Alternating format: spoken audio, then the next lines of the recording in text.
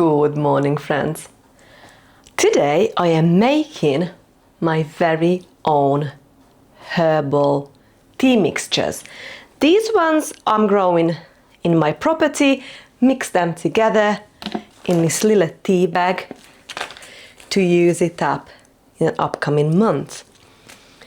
So if you watched my previous video about the tinctures, oxymels I've been making using the rosehip and the hawthorn berries, prior to that, in my first peak, I have air dried all these lovely hawthorn berries and rosehip, and this is gonna be part of my little tea mixture bags. Oh, they smell wonderful, and they are all bone dry. They've been drying for weeks and weeks now. Can you hear them? So we are ready to use this. The next thing I'm gonna use is some calendula petals. These been dry for a very long time now. Oh, smells so sweet and delicious. I've got some older hawthorn berries, what I might use up, it needs to be used up. This is last year's, I think, and this calendula is last year's, so it's lost a little bit of the color, but so it really needs to be used up. I've also got raspberry leaves and elderflower in here. Oh, I can smell the elderflowers. You know when early summer when you go out and the first flower opens and just have a sniff. I love that. It's literally these smells for me when first time I smell, let's say, the tomato plant, you know, the leaves got that tomato smell. You got this in here with the elderflower. So, and the raspberry leaf, you're gonna do that as well. And this is a calendula as well.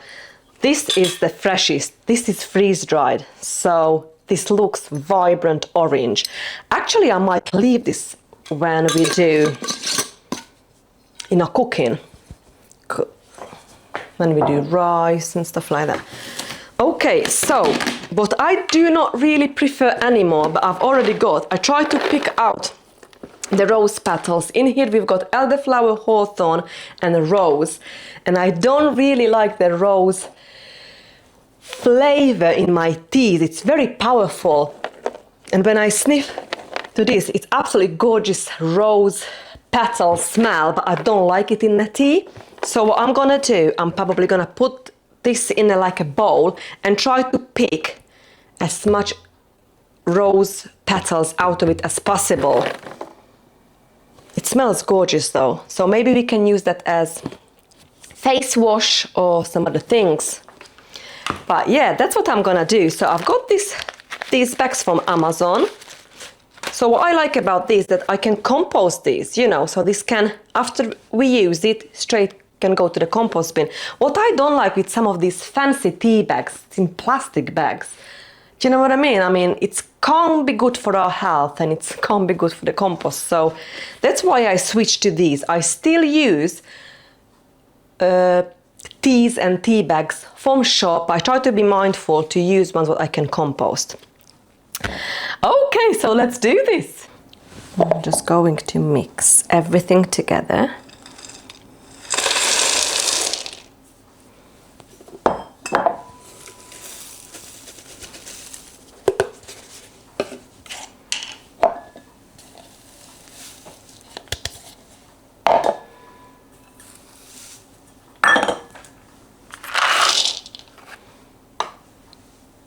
And give it a good, thorough mix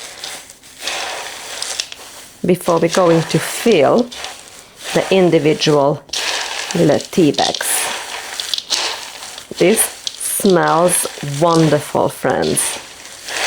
Our very own homegrown tea mixture. If I find the rose petal, I remove it. I have removed all the rose, or most of the rose petals from this now.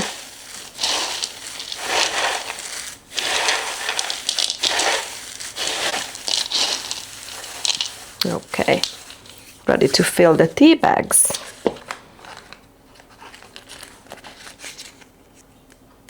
So I am aiming to put about a tablespoon of mixture of everything in here.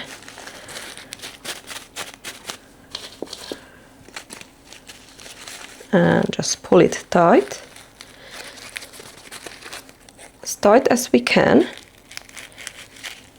so the content will stay in the bag.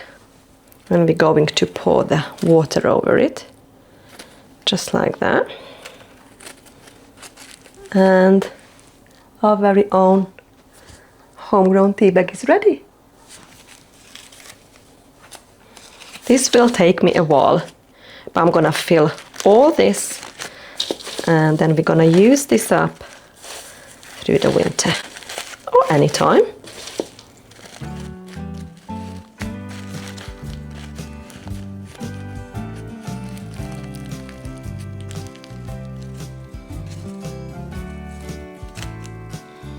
This would make a nice present.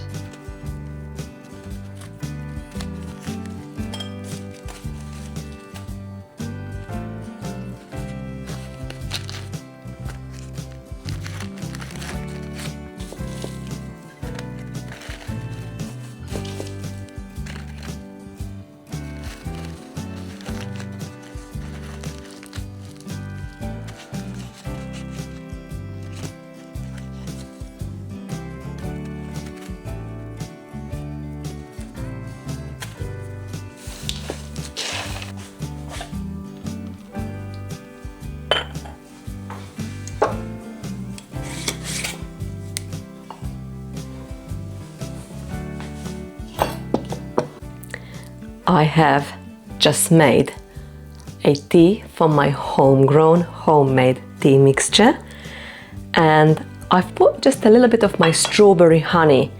So I am a beekeeper and we got our own honey, and what I have done to this jar this year, when the honey was runny, I've put about a third of the jar, I've put freeze-dried strawberry in it, and I left it in a fridge for a while, probably for about a month, and then I removed the strawberries.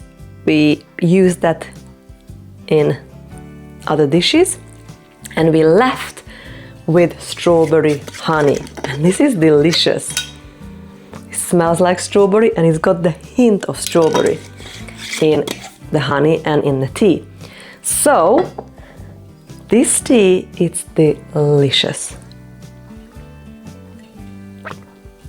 It's subtle. It comes, I can taste the rosehip, a little bit of the hawthorn, the most, I think, the rosehip in this tea.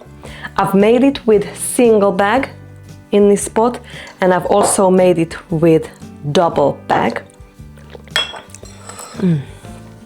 Let's try with the double bag.